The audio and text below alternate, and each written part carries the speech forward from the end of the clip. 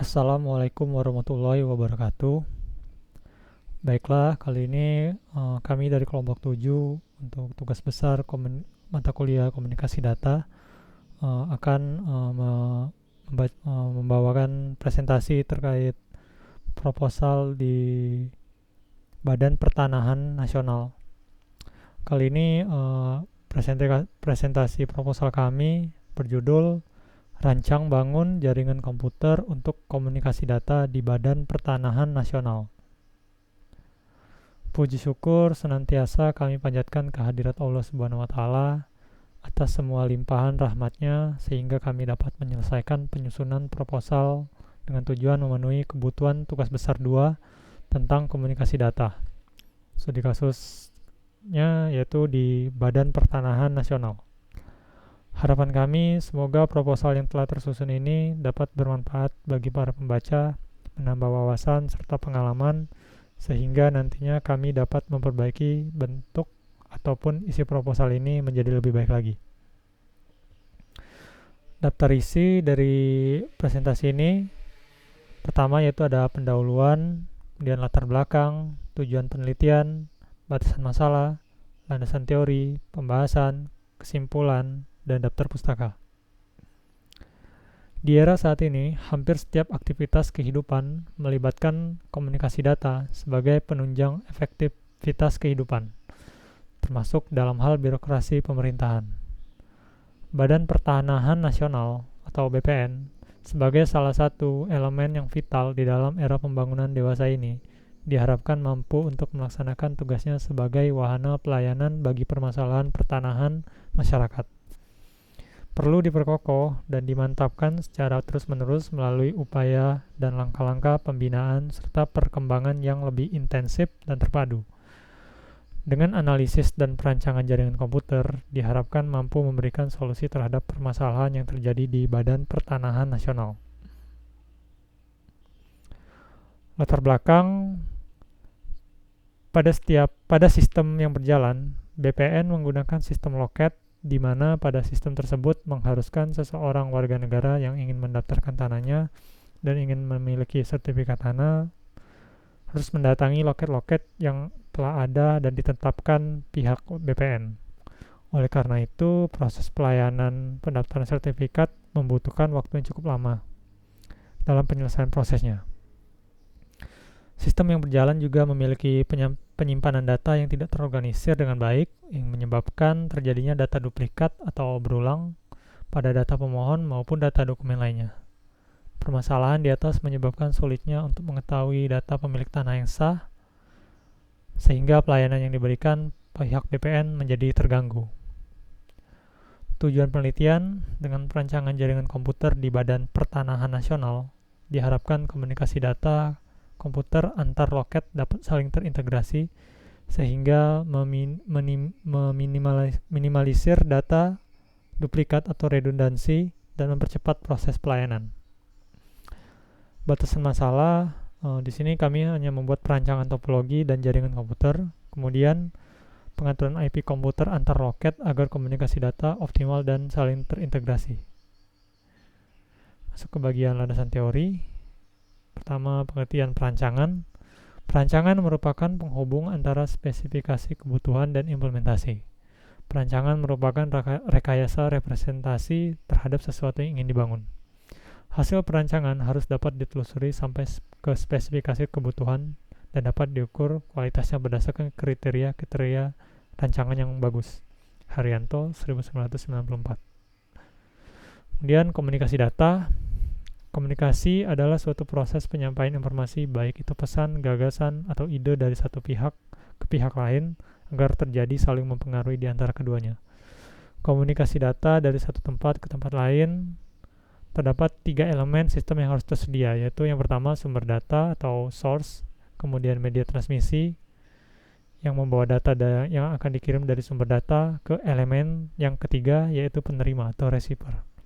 Bila salah satu elemen tidak ada, maka komunikasi tidak dapat dilakukan. Hartono, 1999. Kemudian jaringan komputer. Jaringan dalam bidang komputer dapat diartikan sebagai dua atau lebih komputer yang saling terhubung sehingga dapat terkoneksi dan dapat berkomunikasi, sehingga diharapkan dapat terjadi efisiensi, sentralisasi, dan optimalisasi kerja. Dalam konsep jaringan komputer, data dikomunikasikan, satu komputer dapat berkomunikasi dengan komputer lainnya dan saling berkomunikasi, salah satunya bertukar data, tanpa harus membawa media penyimpanan data dari satu komputer ke komputer lainnya. Kemudian protokol.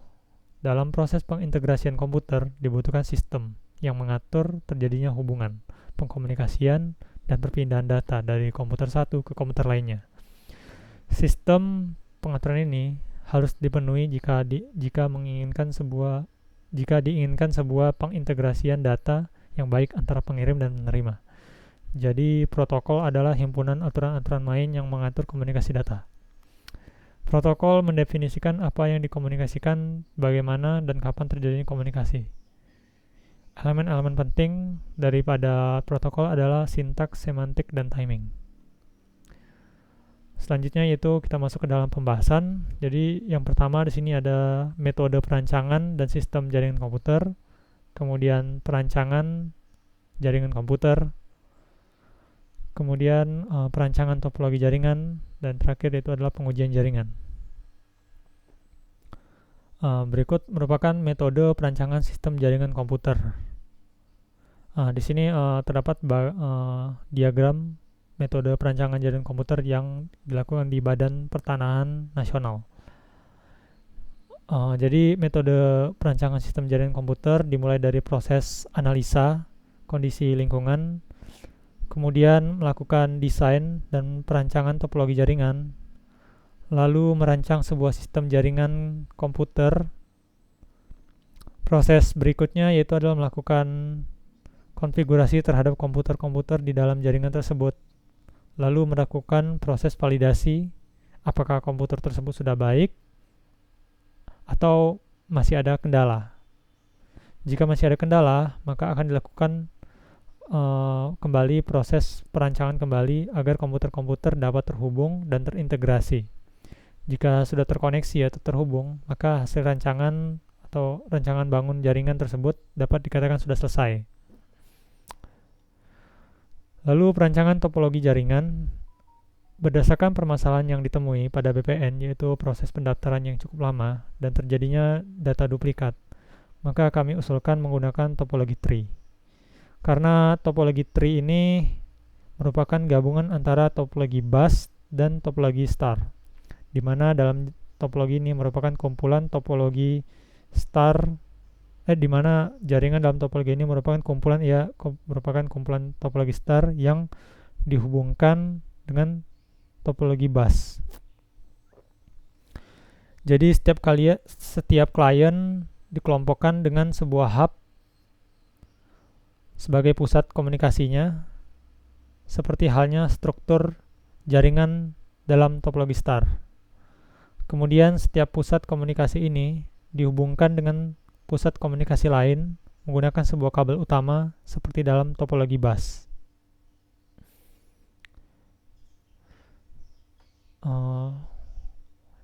Ini bentuknya dalam tampilan di simulator packet tracer.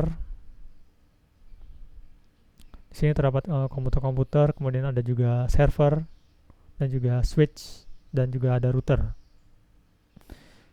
Di sini kita juga harus melakukan pengalamatan IP address untuk masing-masing device agar mereka bisa terhubung, dan juga kita juga memerlukan router untuk menghubungkan komputer baik PC atau wireless dengan server. Setelah kita melakukan